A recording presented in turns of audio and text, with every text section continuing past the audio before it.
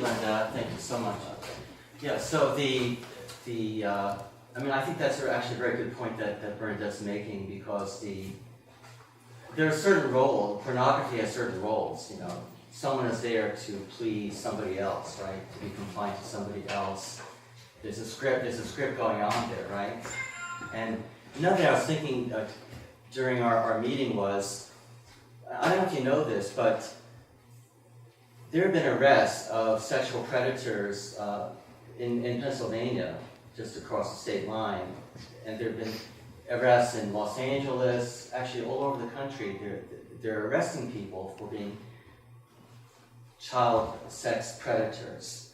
And I was thinking, you know, nobody grew up saying, gee, someday I want to become a child sex predator, right? Mm-hmm. So I was thinking, how did these men become like that? What happened to make them become like that? Mm-hmm. And I strongly believe that it has to do with the pornographic environment that they may have been sexually abused too, but I think the pornography is definitely playing a very big part. So, along those lines, I'd like to invite Mr. Jamal Johnson to come up, and if you want a treat, I really would like to invite, some of you should go and watch Jamal, well, Linda and Jamal, both of them, but Jamal present in the Patterson School. He's always a provocative person, you know. He's kind of, sometimes he says things which are a little bit shocking, and then I realize he's doing that because he cares about you, and he's trying to make you think. Yeah. So I hope that you make us think today, Jamal. Okay. Okay, this presentation is called The Parents Resolve. It's really for all educators dealing with young people. We have to have certain resolve, okay? And you can't have that without really what I call overstanding. Because the problem with addictions is that it really doesn't matter if you understand the addiction and what's going on. Because the bad thing about addictions is what they do to you, right? Because in the moment when you're in a relationship with the thing you're addicted to, you're probably there because it feels good, right? So you have to have an overall understanding you have to have a step back and take a snapshot of your whole life. And if you don't have that, and ultimately what I'm saying is we have to help young people as early as possible get a snapshot of what all addictions look like, okay, including pornography addiction. Because learning about porn can just stimulate you. You're hearing about porn can stimulate you. Hearing about getting high, you know, you mean it feels good? But it's bad? You know, I mean, even if you talk to kids about drugs, and the kids say, well, why do they do it, Daddy? Or why do they do it? And you go, because it feels good. And then you wonder if that kid's going to, oh, it feels good. You know what I mean? Don't I want that? Yeah, well, wouldn't I like that? Yeah. So, it's really about overstanding. I heard that word when I was a teenager. You know, in New York, you know, you got a lot of street philosophers, and there's this one famous guy who hang out in the subway in Jamaica, Queens. He was actually in this.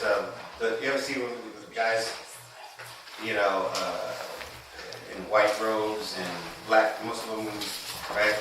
So, because I didn't know they were kind of crazy until later, but he used to say, it's not about the understanding, it's about the overstanding.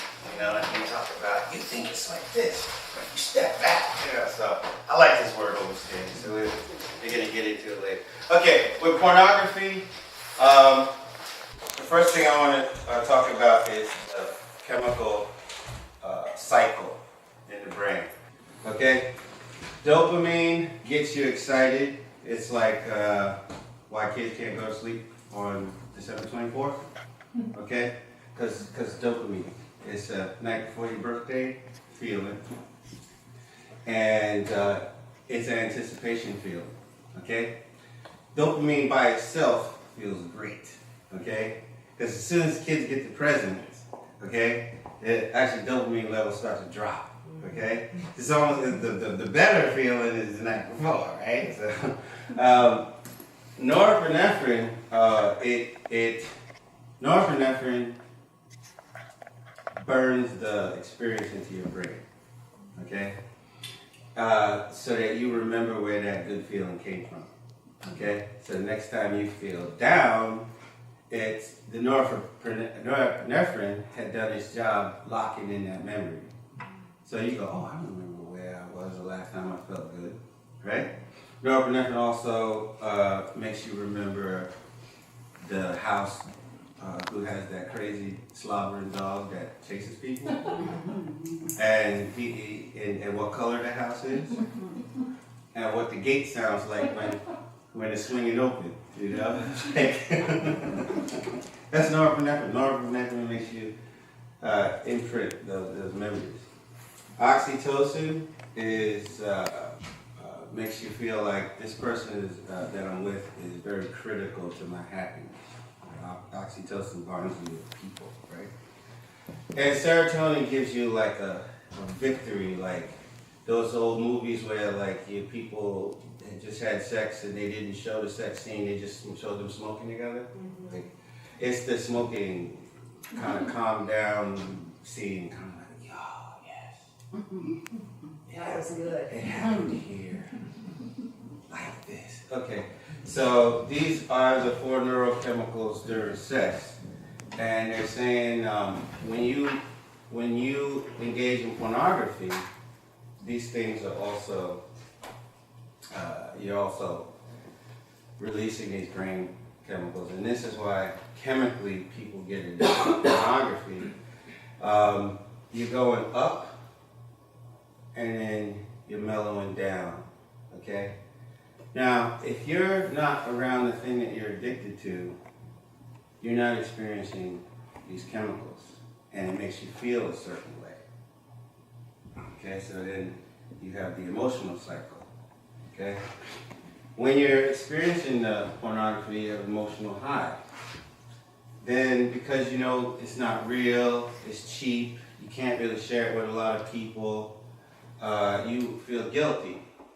That you also feel, you don't know you feel disinterested in everything else in your life, but you start being disinterested in everything else in your life when you're addicted to something. Just everything just feels so gray, black and white, or, gray. But when you're getting close to, anticipating that thing that makes you high, okay, you're gonna feel better. Okay, as soon as you start thinking about that thing, that pornography or that drug, you're gonna get that dopamine. Dopamine, oh yeah, I know where to go. I know what the drug spot is. I know where to, I know where my favorite site is. I know where, And you don't like to be here. You don't like to be on this end of the cycle as an addict. So it calls you back. Okay, and this is a trap because you can't get out of it. You even after you realize that this whole thing here is fake and it's taking, life is finite and it's taking pieces of your life and it's taking pieces of your relationship, you still want to go there, and the fact that you did it again, right? After you even know about the cycle, the guilt is even worse. Because you're like, damn, I did it again. Okay? Which makes you go to lower lows. Okay? And then, the same old type of pornography, Dr. Barry said, how does a guy get to wanting little kids? Right? So, pornography progresses to stranger things. Okay? Some people find that, okay, here's this thing. You ever hear performance anxiety? Right? Hey, does any women that know why guys have performance anxiety? Do you think women They know? compare themselves. They compare themselves? Okay, that's one way of looking at it. Trying to expectations. Age. Age. They think their body's not gonna. Their body's not gonna what? Perform. Perform. Well, why does that make you anxious? The anticipation. The anticipation. The past you performed well, and you won't be able to do what you did before. Why is that so bad? Bragging rights. Huh? Okay, you're getting close to it. Bragging rights. Bragging rights. Your partner can't please them. Can't please them. So what's so bad about not pleasing them? They'll go with someone else. Or is you saying they're not gonna like you anymore? Pride. Loss. Huh? Ego. You're afraid to lose. You're afraid to lose, right? So if you have some really freaky little curiosity that you would like to, please forgive me for saying this, you would like to feed your penis, and you feel like you can't share that with anybody, and only pornography is in that conversation with you, then who do you like? Who you feel comfortable around? Pornography. And the pornography says, I got some more weird stuff for you that you can imagine yourself participating in. So that's how it progresses. You know, it just gets weirder and weirder because there's no human being there going, wait a minute, you're going overboard a little bit. No accountability. There's no accountability, right? So that makes you feel bad too. Okay, that you're more and more secret life, and the old stuff doesn't even make you feel as high as it did before. So you gotta feel like you're gaining at least access to worse stuff, freakier stuff. At least you're sort of like getting into new stuff. As they say that the porn addict is looking for freakier stuff. Okay?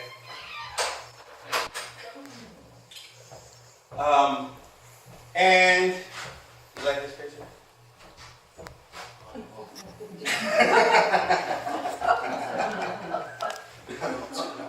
I knew we were going to be adults.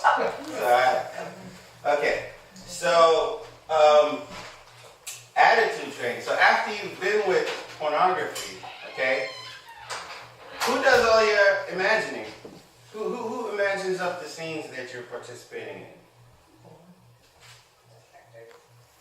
The producer of that porn, right? So you actually experience no participation in coming up with the sex scene. You just kind of sit back and you're a consumer, right? So if sex becomes something that you just consume, that you don't actually, you don't have to participate in creating how it's going to play out. And your brain gets used to that, okay? So you're not participating in creating, but you're getting sexually satisfied, okay? So your brain gets used to this process, okay? So also, people click at a high change rate, okay?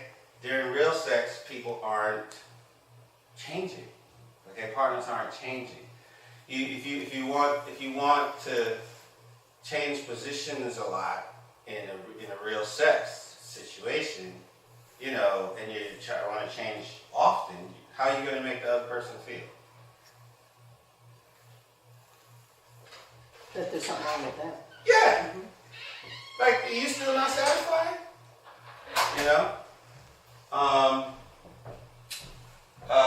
Edging. Anybody ever hear of edging? Edging is, okay, if you know that, okay, so you're on your dopamine high, okay? You're going dopamine, norepinephrine, right? The minute you climax, you're going to go down here. And you don't want to go there, because this is where it feels good, right? Right.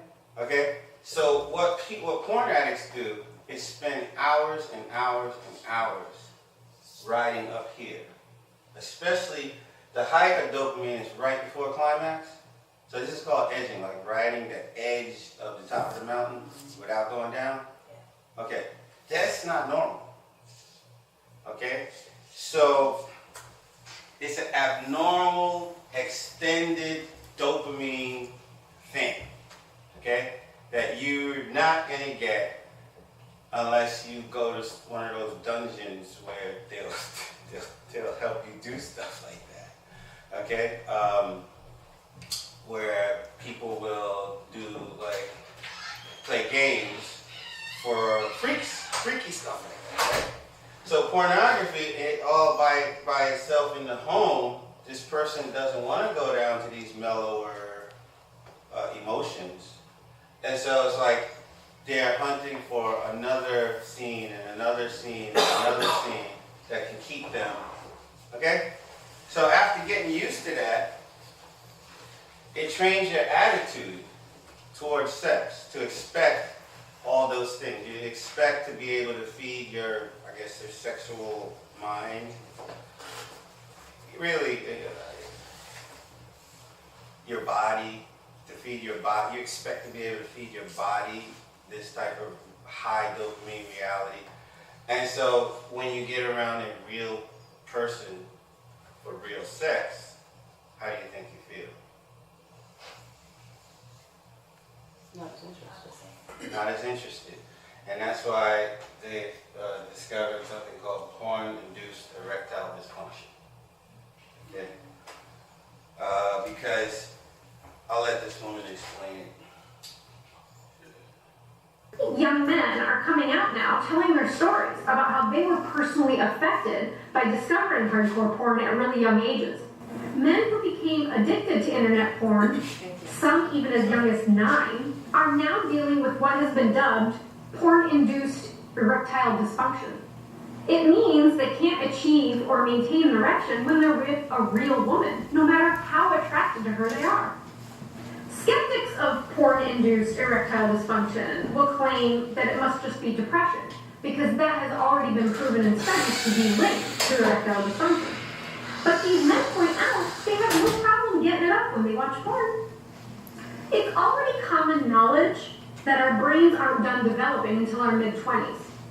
So when young developing minds absorb hardcore porn at such young ages, let alone addiction, it's not hard to see how having access to thousands of different porn videos, literally at your fingertips, could rewire your brain to associate only highly stimulating or an unrealistic fantasy-like sex with arousal. She's pretty popular. I thought it was pretty concise, so I don't personally like a lot of her politics, but, and she's all into Politics enters even things like PIED. My Well, goodness. that's why I thought that. There's no hope. Maybe because she's somebody's mother, that's why she could tell the truth in this area. And the whole piece she was doing was about how it's really bad that kids have access, and it's about blocking porn and how they should be the ones responsible to block themselves. We shouldn't, always have to turn away from something that popped up in our heads. And she was talking about this is really bad for kids. So even though she's liberal, maybe she's somebody's mama.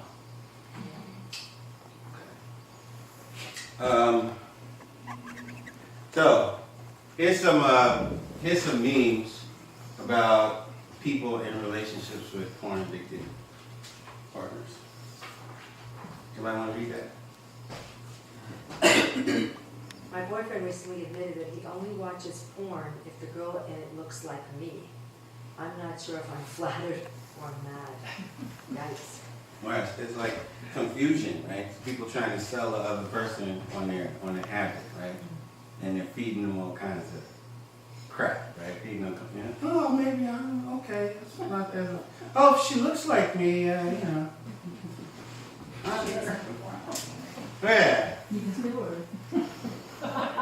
How about this one? My boyfriend of 3 years still tries to hide it when he watches porn. I'm not mad. Just heard that he tries to hide it, even though he knows I'm okay with him watching it. Well, why would he still try to hide it? He knows it's wrong. Well, I think it has Because more. he shouldn't need What do it, you right? think? What do you think, Yvonne? Because Very other things. you I'm made all that- over this topic. I'm all over this for the last 3-4 months now. You might not want to ask me because I won't be politically correct. well, please. I mean, nobody's getting mad, right? No. No, Anybody this mad at the is- penis comment I made? No, not at all. No? Okay. Okay, so you said no accountability. Mhm. Okay? Does that come into play here? Absolutely. I think she's justifying it probably to make herself feel better, you know, because sometimes women say things, but we don't really mean what we say. We're saying it to, you know, to soothe over the pain of what it really is. So as I'm reading that, you know, I'm thinking about 10,000 teenage girls that I've listened to say stuff like this about their boyfriends or something like that. You know, they justify it, knowing that it's wrong, and he's hiding it because, of course, he knows that it's something that she probably doesn't accept. But, you know, anyway, I'm looking at it in a totally different, it's like going all around 360 for me right now. What were you going to say? Okay. You want to read that?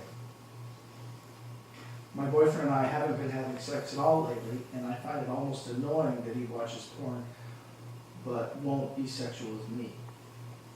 Wow. It doesn't bother me that my boyfriend watches porn, but it bothers me that he thinks of other girls when he masturbates. Yeah, a lot of that. Anybody want to read this? When my boyfriend watches porn to get hard before sex, it makes me feel like I'm useless.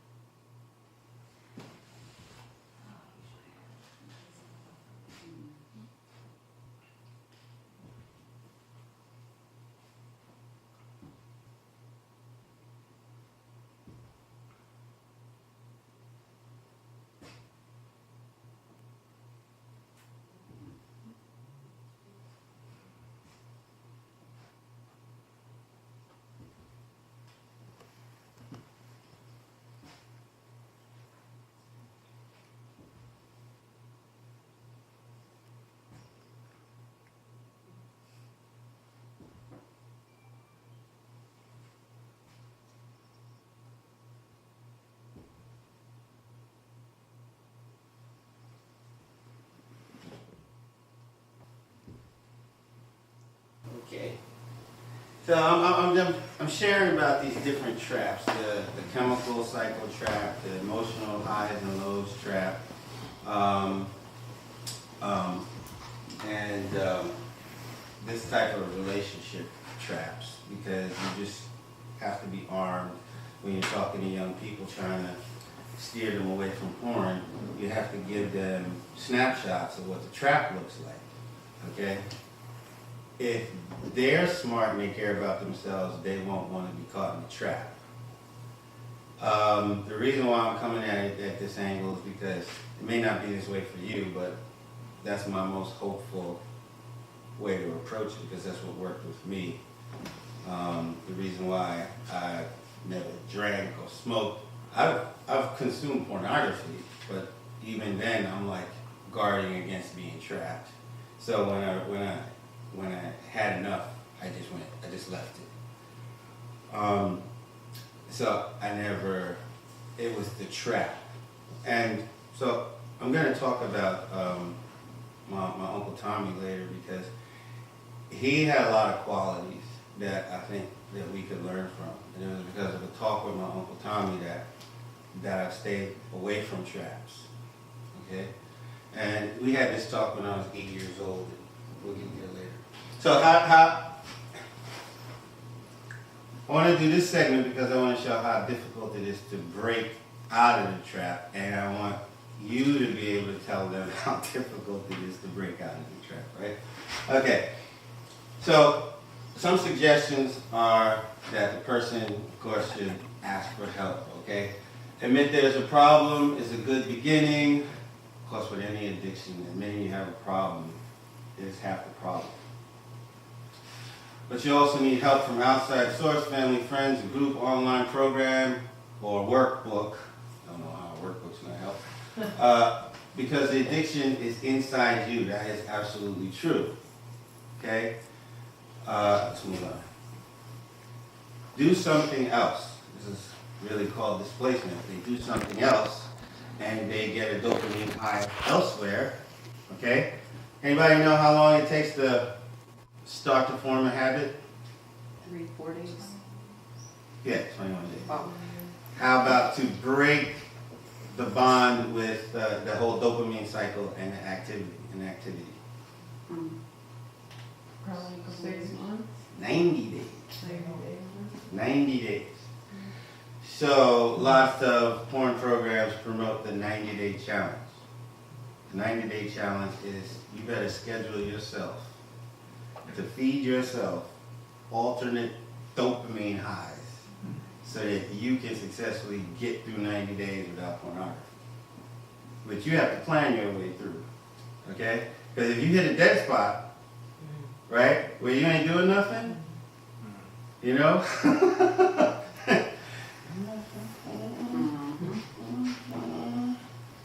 Okay, and know thyself. You gotta really know why stuff isn't popping in your life. So this whole, getting therapy, talk to someone, it's really about self-discovery. If you can get a mentor or maybe go to a psychologist, then you can discover that, okay, I feel bored at these times and I feel unfulfilled. That's why I'm really susceptible to pornography. I'm not dealing with this other thing in my life.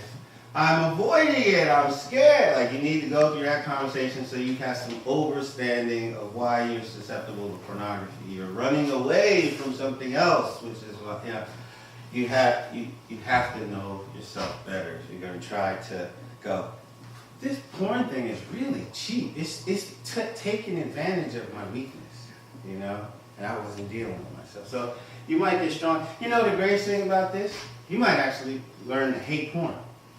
Okay, because the more you like yourself, the more a man is thinking, I could really be something. And porn is always taking that opportunity away from me to be the better man, and I know I hate porn. Even though he's drawn to it, he hates it. I hate certain women because they aggressively do provocative things. There's certain women that are aggressively provocative, oh, I dropped my keys. I'm like, why you gotta go and do it? You cannot win in the argument. She won't admit she did, because you were there. I never met a woman that would do that and admit it, but I hate it. I hate it. Because I don't want to get caught up. I don't want my family to get caught up. And they're like, you knew I was married, man. Stop playing. And they don't stop playing because that's the way they are. And those kind of women, I hate it. But the more you know yourself and what you're about, the more you can have that strong attitude against this thing that actually is stimulating. It would make you feel good, but it would take your life away from you. Internal solution. Because choosing pornography is usually about finding an external solution to internal problems. Be courageous about sharing internal experiences. Okay, again, more about sharing with people, being accountable to somebody. Okay? Address these issues rather than avoid them. Okay? But basically, love yourself. External accountability. You gotta tell somebody that you're trying to climb out. You gotta tell somebody when you're doing the 90-day challenge that you're trying to do it. They've got to actually be somebody who's gonna call you every day or every 2 days or whatever. There's got to be somebody that's going to yell at you for not calling them, okay? And then there are programs to help you, the accountability programs. You put them on your computer, they email your accountability partner when you slipped up. So now we got to reset to 90. We got to start all over again. So having accountability partners can help. Because once you get to 90, you got an accomplishment, you feel stronger against it.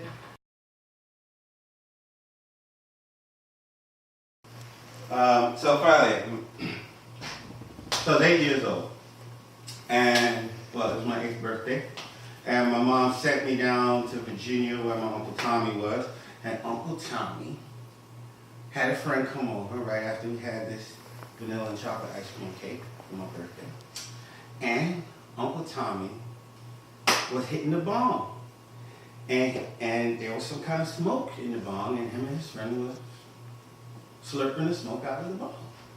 And he said, and I'm just looking because I'm a kid. And he says, hey Molly, that's my nickname, Jamal, Molly. Hey Molly, you want to try this? I said, okay, because I don't know nothing from nothing, right? So he goes, okay. So when it gets to this point, the smoke starts to form down there. This is all I remember. And when the smoke forms, then you breathe in. Put your mouth right here and just breathe in, right? So he's got the tube right to my mouth, and the smoke just started to form. And he's like, and he yanks it away. And I was like, I'm not mad or anything like that. I'm just having this experience with my uncle. So he goes, you don't want to do this. I'm like, okay. I was just like, okay. And he starts to explain. He says, you know this cost me jobs. This cost me relationships. Okay? This cost me, I fight with my wife over this. Okay? And because she was in the bedroom, she didn't want no part of what he was doing. And she's married.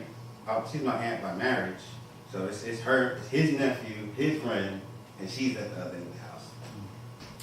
Because she's like, oh, he's doing it again, right?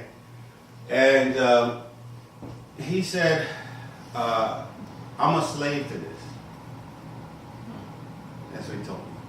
And I remember Kunta Kinte, the Roots would be on the TV once a year back then. We only had 3 networks. And so everybody had to have their time of year. The Sound of Music came on once a year, and The Wizard of Oz came on once a year, and Roots. They played Roots once a year. So I knew being a slave was that, that's Kunta Kinte, that's chains, that's that. So I was like, no, I don't want to be a slave. He goes, well, he says, I do this because it feels good. And that's what makes me come back to it. He goes, even when I don't want to go back to it, I come back to it. And he said, so you want to know the trick, Molly? I said, yeah, because I don't want to be a slave. He said, don't do it the first time. That word stuck with me all the way through college. Because I was a fun-loving person. I was a class clown type of person, making people laugh, saying stupid stuff. It was around time to live in color and everything, so people were really into rehashing what Damon Wayans said the other night or Live in Color. Nice fun time. But when they started the drinking games, I still didn't leave. And I'm sitting there just letting them do their thing. They'd say, hey Johnson, how come you don't do it? I said, man, I just don't drink. And they go, yeah. But then they'd stop and they'd go, Dad, I wish I was like that. I wish I was free. And so I've never been drunk. And it's because my uncle gave me a snapshot of the whole cycle. When I want to get away, I still go back to it because it made me feel good. And I was like, Dad, I don't want to know that feeling. I don't want to know that good feeling. He said, don't do it the first time. So that's really all I want to say. I think we have some breakout questions, 6 breakout questions. You can choose 3. Doc? No, go ahead. And I want you to think about how to successfully have this conversation with young people in general, and how to give them a sense of really what's going on. One of the things about my uncle, he would not be able to do that if he did what most adults do. When kids say, oh, can I smoke? Adults go, no, this is for adults. And they glamorize it. And my uncle didn't do that. he let himself look like a pitiable failure. Okay? So if you're going to be like, no, this is for adults, you'll understand one day, you're not going to have the conversation that Uncle Tommy was able to have. So I think that's another thing, showing that we're vulnerable. I mean, being able to really say, I understand why a person is addicted. I understand. I would be too. I mean, who wouldn't be? You know? And explain why those things are exciting, alluring, but it's a big trick. All right, so, Jamal, yeah. all of your memes had to do with single folks. Yeah. And we know that marriage is not a protective factor in this behavior. Do you have anything to share regarding married couples? That would be different. Well, maybe because they're already in a committed relationship. Well, I hear that half of the divorces, pornography is cited as a factor By lawyers. in half of the divorces. Yeah, by lawyers. I think there's something in your packet too, Okay. but actually it creates a feeling of separateness and also can easily lead into adultery. It's like that first hit, you know? So is somebody, it's a threat outside Yeah, of and the then you marriage. find the relationship less satisfying. Like women tend to go on to erotic things like chat rooms and things like this, and then they get blended into there, and then the guys a lot of times are porn and then swapping pictures, you know, and they're acting just like kids because they don't understand what they're doing, and they think their problem is their needs are not being met by the person they're married to. So there's, it's a huge problem in Very marriages. hurtful. I know a couple, the woman was addicted to those chat rooms, and the guy was really like losing connection with his wife. Motherhood. Yeah, and as soon as he landed a big gig, because he was a musician, he was able to take her to a more exciting world, and it just faded. I'm not saying she had victory over it, but he was able to pull her out of it by changing their life. It's a secret life. She's lucky. Huh? It's a secret life. You know, they start complaining about their partner, but the reality is their behavior and their thinking. It's a problem. Yeah. Selfishness. Yeah, selfishness. Okay, so yeah, don't glamorize the habit. That's what you learned from Uncle Tommy. Enroll them in your hope. Okay. He enrolled me in the hope that I might, even though he didn't, that I might escape. Okay? And given the chemical reward cycle, explain that the best is never to dabble in the first place. Okay, so these are the lessons from Uncle Tommy.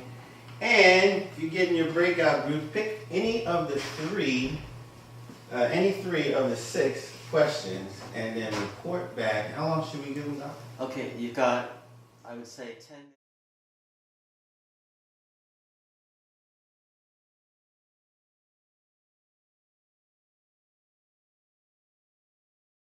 This issue of how transparent should somebody be in terms of exposing his or her own experience with this. And then you have the issue of whether you're being forthright about it leads them down the wrong path. You're not sure how a young person is going to hear what you say. I know that in the field of abstinence education, kids always want to know if we've been sexually active ourselves before we committed to marriage. And we don't want to answer that question because we always say, it's not about me, it's about you. But hey, you know, they are interested. Do they hear us say, we don't recommend this because there's so many consequences? Or do they hear us say, you know, don't do it, but you know what, if you do it, look at me, I'm recovered, I'm so well, you can get out of it, you can survive, you can even thrive. You know, it's just so laden with so many possibilities that are traps for kids. And so we were struggling with that, you know, like, yes, you want to be transparent, yes, you want to be honest to the core, but I think there's a sense of discomfort, at least I would say personally, on my end, that I would want that student to hear exactly what I mean, and I'm never sure they're going to hear exactly what I mean. Are they going to hear what they want to hear? Because it's so personal and so intimate, all this information. You were talking about if you were an example of going through it and coming out, that that child would go, oh, then I can come out, I can go through it and come out just like you. Recovery might look just so easy, you know, you go through a little transformation and you're good, and we know that that's not true for everybody. And they can't really experience the level of depth of that recovery just because we say we have it, right? It's can be just difficult and not always even successful. So it just makes this very, very difficult to teach through and to be as transparent as we want to be. So that's what we were struggling with. Did I do okay? Anybody else want to add anything? Well, yeah, I thought like Vaughn's angle was, if you don't tell them that you were stuck in it like they were, maybe you should say it. Oh, no, I was, it's kind of going into my segment, my section or whatever, so I'll answer, if that's okay with you guys, I'll answer it once I get into my session, and then we'll know what it is, but thank you, you did good, Ms. Burnett. Okay. Then, Gina? Let's see, I think we started off with number 4. What is the hardest thing to explain when talking to minors about porn? Well, I kind of took that as the teenagers not really believing that porn is not good for them, that it's going to have long-term consequences and effects on their lives. They have the attitude that as teenagers, of course, we know that nothing affects them, nothing is ever going to harm them. They are going to live forever, the mighty teens that they are, and no consequences will ever come upon their lives. But of course, we know the truth. And that would be a very difficult thing, getting across to them, as we do so much in our education, that yes, this is a very harmful thing, especially since they see it in maybe their cousins, their brothers, maybe even their parents are into these situations. And they're not seeing very much of a negative effect yet. So it will not be such a harmful thing. I've heard it myself, you probably have as educators as well. If you say something to teenagers about porn being a bad thing or an unhealthy choice, they will say, no, what's so bad about that? It's just porn. And then we went into talking about how do we address that? Well, of course, addressing the truth about what happens to a person with the chemical reactions in their body and the addictions that take place, and then the long-term consequences that can take place as far as their relationships, especially sexual relationships, will change and be affected. Their future marriage relationship can be affected. So those are some of the things that we discussed. Anything else that we had talked about that anybody else would like to add? Yeah, I thought that one other good point was that you're not just maybe damaging yourself, but that guy who has a porn addiction, he could have been someone's husband, but now he's damaged. He's a flawed, addicted person. So you've just taken out one good man, someone who could have been a good man. I mean, think about that. I mean, women are looking for good men are looking for good women, And it doesn't just happen to men, obviously, we know that. Women can be addicted as well, so it could be vice versa too.